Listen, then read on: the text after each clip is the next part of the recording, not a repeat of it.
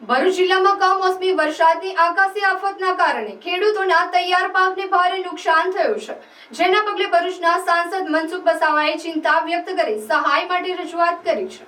સાંસદ મનસુખ વસાવાએ જણાવ્યું હતું કે છેલ્લા 6 મહિનામાં વરસેલા કમોસમી વરસાદના કારણે ખેતરમાં ઊભો પાક બરબાદ થયો છે।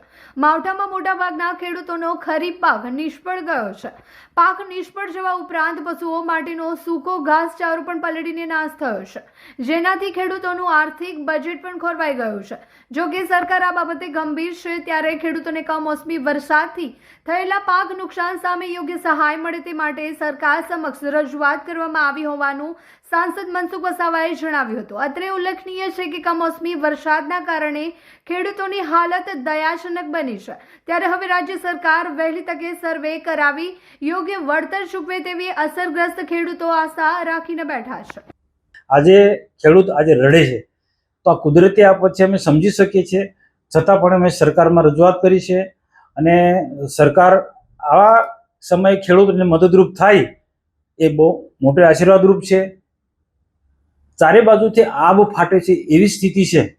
અમે સમજીએ છીએ કે આ સંજોગોમાં સરકાર માટે પણ ખૂબ મુશ્કેલ કામ છે કે ચારે બાજુથી કોઈ ને કોઈ રીતે આર્થિક રીતના સરકારને નુકસાન થઈ રહ્યું છે। રોડ રસ્તા વધુ પાણી પડવાના કારણે એ તૂટી ગયા છે।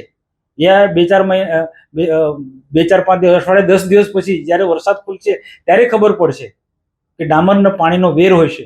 રોડ રસ્તા પણ ભયંકર તૂટી ગયા છે, ઘણી બધી રીતના નુકસાન થયું છે।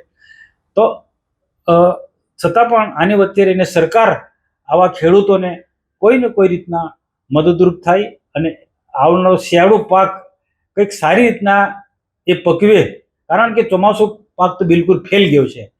હવે એક માત્ર ઉપાય છે, એક વિકલ્પ છે કે શિયાળુ પાકમાં હમણાંની જે ખેતી સાફસૂફ કરીને શિયાળુ પાક કરે, શિયાળુ પાકમાં જે પણ કંઈક ઘઉં કરતા હોય, તુવેર કરતા હોય કે પછી બાજરી કરતા હોય કે જુવાર કરતા હોય કે જે બી પાક ડાંગર તો થવાનો નથી, શિયાળુ પાકમાં જે પકવતા હોય એ શિયાળુ પાક એક ખેડૂતો પકવી શકે, તો એમાં સરકાર થોડું મદદરૂપ થાય તો ખેડૂત બચી શકે છે।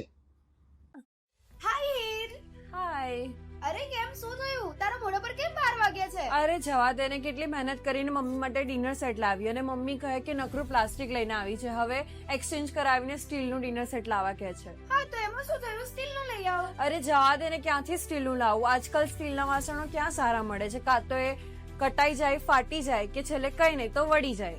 હવે સ્ટીલના વાસણો નહીં ફાટે, વળે કે નહીં કટાય। ભરૂચમાં સ્ટીલની કોઈ પણ વસ્તુ ખરીદવી હોય તો ભરૂચનું માત્ર એક જ સ્થળ, વર્ષોથી વિશ્વાસપાત્ર નર્મદા ઇન્ડસ્ટ્રીઝ। વાવ, આ તો બહુ હેવી અને સારી ક્વોલિટીનું સ્ટીલ લાગે છે, પણ આ બધી વસ્તુઓ પર ડિસ્કાઉન્ટ મળશે ખરું?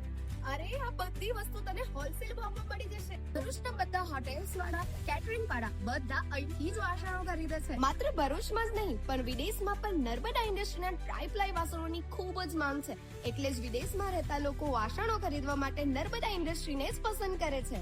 તો અમે તમારી શોપિંગ કરી લીધી છે। તમે ક્યારે આવી રહ્યા છો? Narmada industry, phase 1, JITC, near Narmada Nagar, Bharuch. For more information call on the given number.